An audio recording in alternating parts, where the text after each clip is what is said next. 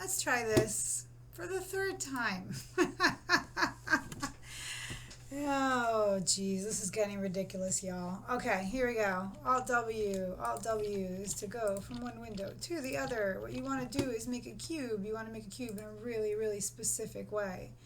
And then extrude it. And you want to look at all four of your views. You're gonna make a box. Ba-dum!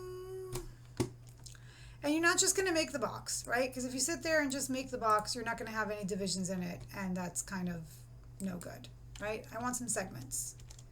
I want this segmented, okay? Which I can't do after the fact. So I can click here and do it. Well, actually, I can do it after the fact. So there's something called segments. You can do it before, you can do it after. Let me hit undo a couple times and just start that again so you can see what's going on. So a couple things first. If you click a box and you have it by default, like if you just make a box, like if you double click, God forbid, to make it, what's going to end up happening is that it's not going to have any segmentation. Now I can add the segmentation later, but right after you make it. Okay, so it's probably easier just to make a box correctly. All right, so what I'm going to do is I'm going to go to box, boom, boom, and I'm going to go into length segs, which is short for segments, and I'm just going to type in 2, 2, 2.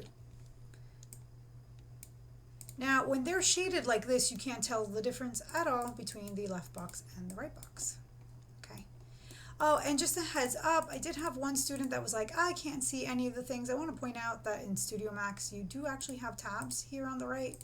And depending on which of these top tabs you select, or in the first case, depending on the second level of tabs you select, you will see different things and you will access different tools. So you have to be really careful that you're actually in the correct spot. So to be in the correct spot for making these primitive shapes, you have to be in the plus and then the first tab, okay? If you're in the second tab, you're not going to see the word box. It's not there, okay? So it's kind of going to be an adjustment because you may not have that kind of expandability in other programs you're used to. You're going to see me use hotkeys really quickly where I hit Alt W. You're going to see me hit the hotkeys for move, rotate, scale, which is WER on my keyboard. WER is my hotkeys. You can see them lighting up there, right? And it's for hand position. It has, the letter has absolutely nothing to do with the first letter of the tool it accesses. So it literally has to do with finger position on a QWERTY keyboard, okay?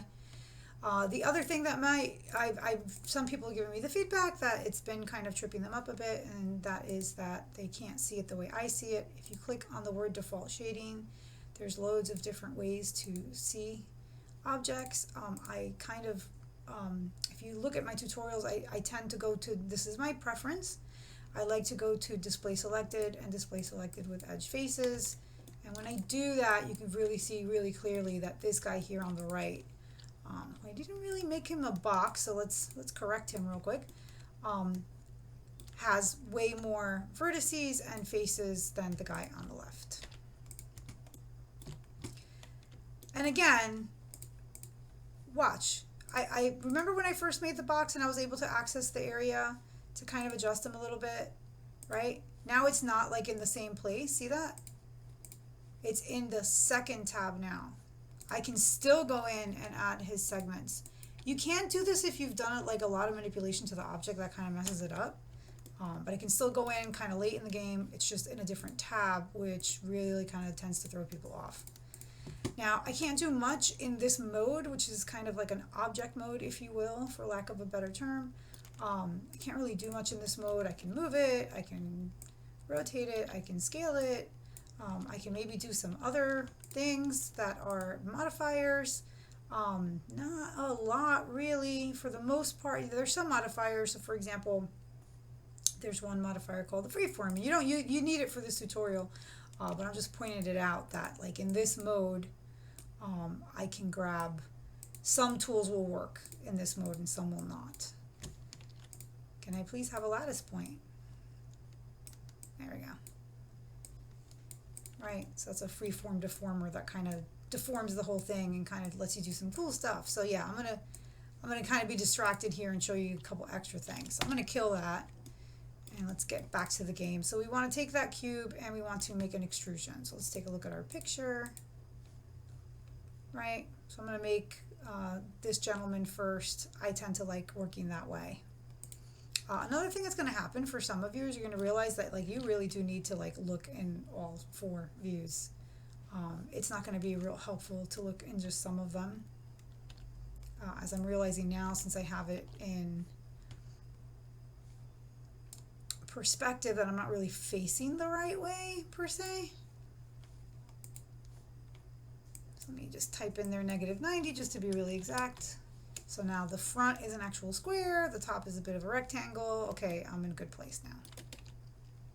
Because perspective can get you really dizzy. So you really shouldn't be building in perspective. You can think you're building something in perspective like really well. And next thing you know, you like twirl the camera a little bit. And it's a hot mess. Now this little guy here is kind of trying to tell you. You see this guy here, this little guide? He's trying to tell you desperately that you're in your front view there, okay? But sometimes we don't pay attention to that too much. How I'm moving around, middle mouse button, left, right, up, down, roller, middle mouse, close, far. I like to hit Alt and middle mouse button to tumble. There's more than one way to do things. I'm just telling you the way I like to use it. In case you don't have a better way, you can go ahead and use it the way I like. Okay? But if you have a way that you prefer to do this, then feel free. Okay? So I cannot manipulate vertices, I cannot manipulate faces or anything until I've converted to poly. So I'm going to right mouse button, convert to editable poly. And then I'm going to right mouse button, and now I am allowed to pick lots of different things, such as vertices. In this case, we're picking polygons. So I'm going to pick the polygons on the back. To pick more than one polygon, you have to hit Control on your keyboard. Okay, and then I'm going to go to the extrude button, and I'm going to use my ribbon tool to do that, although I could hypothetically do it here in Edit Polygons because you can actually see it showing up there. I just tend to have a preference for the ribbon tool because it shows it to me in pictures, and that makes more sense to me. Now, I've had emails, I had some people saying, oh, I'm trying to extrude and the tool goes all over the place. If you can't really successfully sit there and do this, and by the way, yes, I am moving to the right and it is moving to the left. That is just something that I kind of got used to. If that's going to be a huge problem for you and you just kind of, can't really get over that for whatever reason, then go to polygons, extrude, and click on the word extrude. The word extrude will actually disclose or open up extrude settings, gives you a little drop down menu, and then you could actually adjust it here. Do not touch this guy on the top. You touch this guy on the top, and if you, God forbid, go to by polygon, it's actually going to split each one of these individual poly faces into 4 pieces instead of 1 piece. So you want to stay in group, which is the default. Okay, so I'm letting you know group is the default. There is no kind of reset. If you like totally screw up and you're like, oh my god, I don't like what I did, and I got really confused, you can just hit X. You say, don't do it. This is how far it will extrude. So those of you who are having, for whatever reason, difficulty kind of navigating that tool with just using it as a tool, you can go ahead and I'm literally using my left mouse button and I'm just up, down, okay?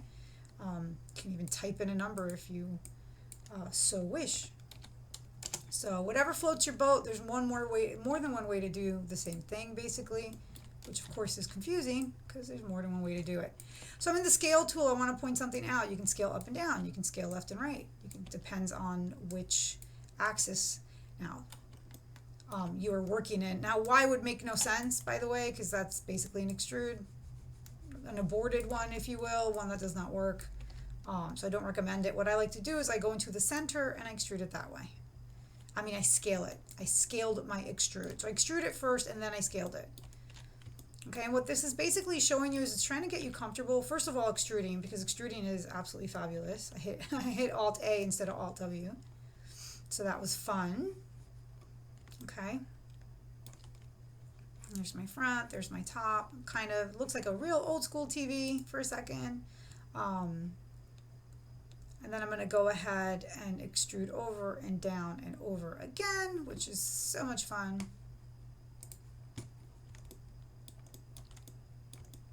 So I'm going to grab these faces. So what it wants to show you is like, hey, you extruded from the back. Hey, now you can extrude from another side if you want. I'm going to go ahead and hit Q because I hate having the move tool kind of on. Like if I have the move tool on when I'm picking things, I have found that in the past I have like accidentally moved stuff that I did not intend to move at the heck all.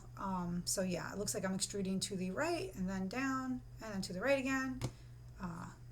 So that is what I'm going to do. So I'm going to go ahead and I'm going to use my extrude tool because I like it.